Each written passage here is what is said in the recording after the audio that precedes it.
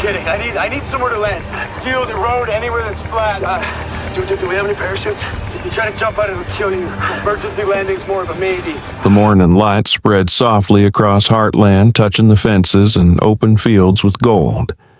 Amy is training Ghost again, and for a while, everything seems normal. She laughs with Lindy, talks about school, and even shares coffee with Jack on the porch.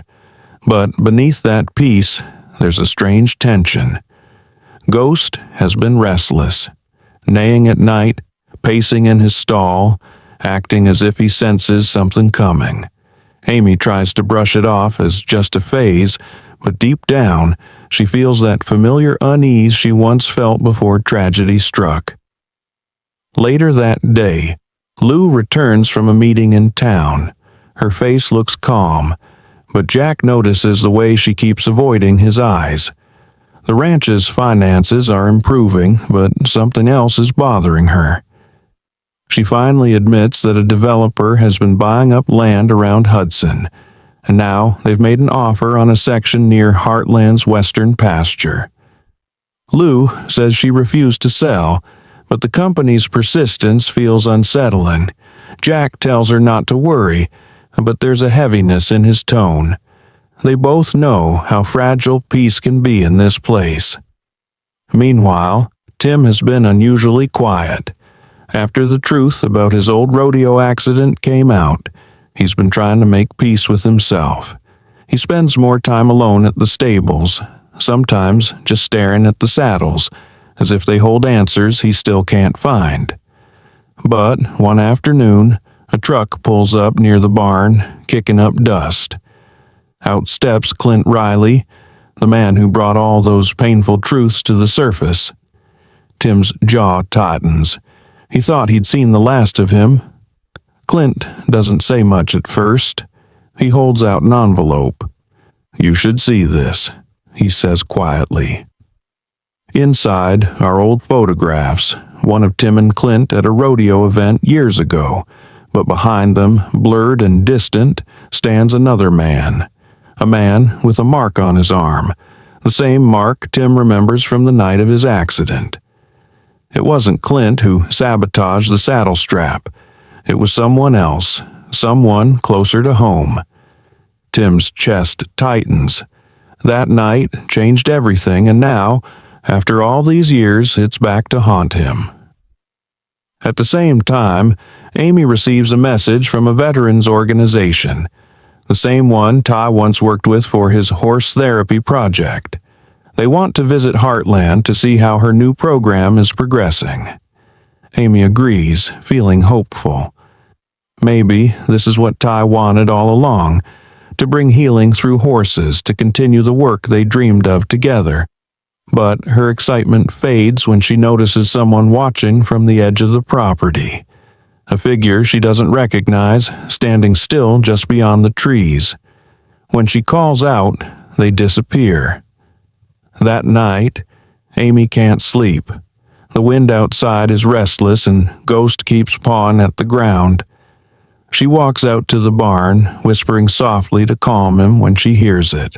Footsteps crunching on gravel. She turns, but no one's there. The lantern flickers.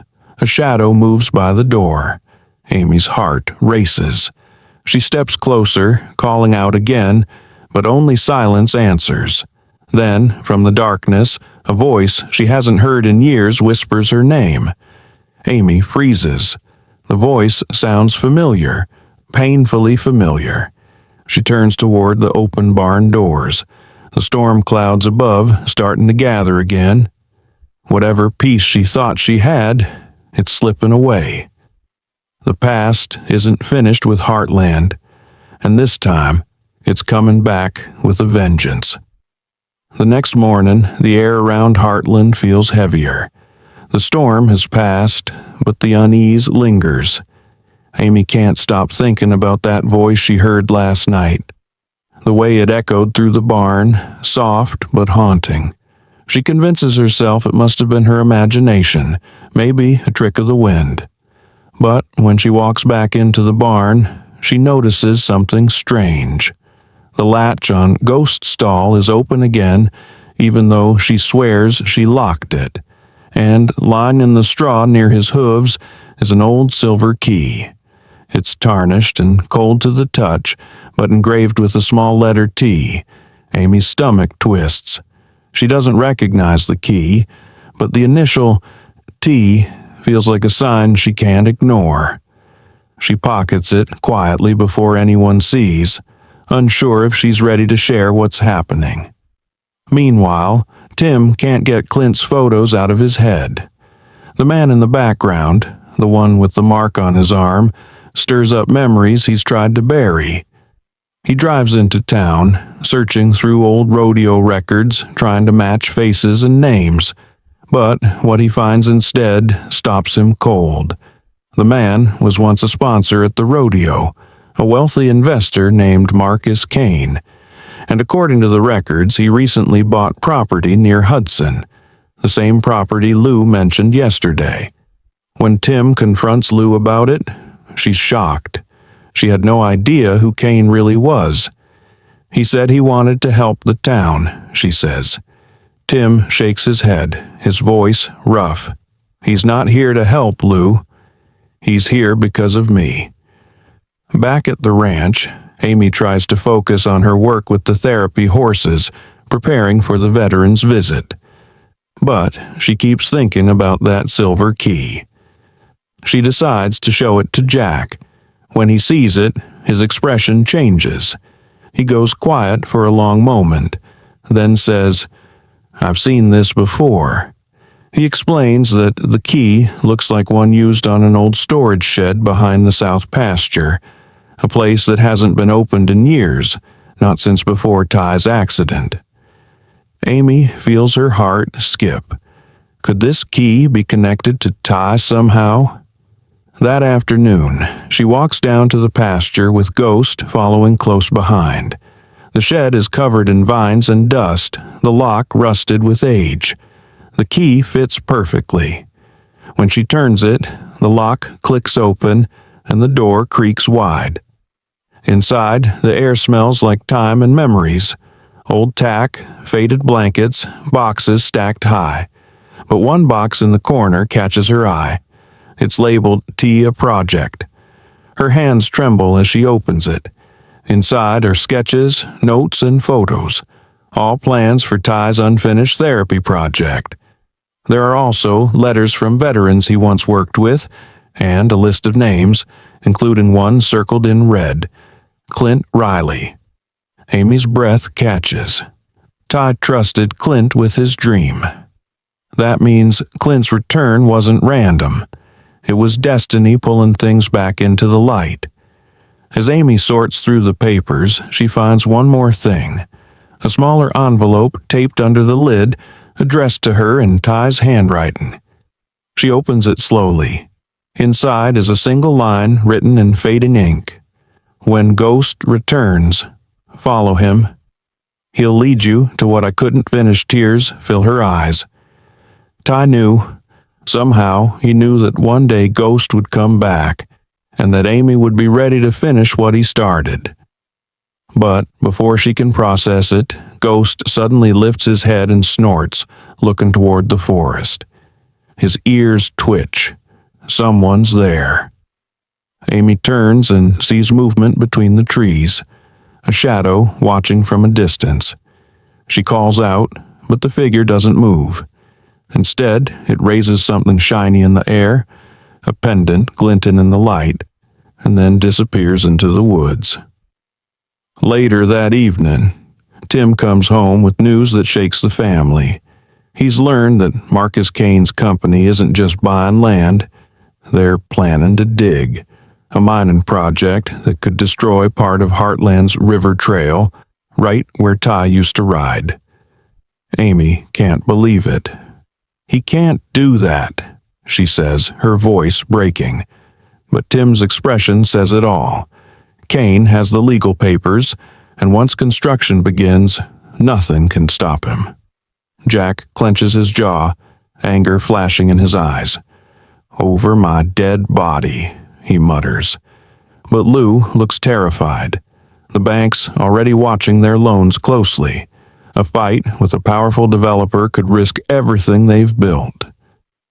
That night, Amy sits alone outside the barn, holding Ty's note under the moonlight. The pendant she saw earlier keeps flashing in her mind, the way it shimmered like it belonged to someone she once knew. Then she remembers. Ty used to wear one just like it, a gift from his mentor, engraved with a small cross and a date. Her heart pounds. Whoever's watching the ranch isn't just a stranger. They know Ty. Maybe they were part of his project, or maybe they know something he never had the chance to tell her. Amy looks out across the dark fields. Ghost lifts his head, staring toward the woods again. Somewhere out there, the truth is waiting, and she's no longer sure she's ready to hear it. The morning sun rises over Heartland, but its warmth does little to ease the tension. Amy can't shake the image of the shadow with the pendant in the forest.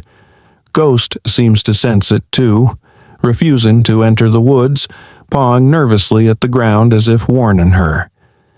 Amy knows she can't ignore it. Ty's note was clear.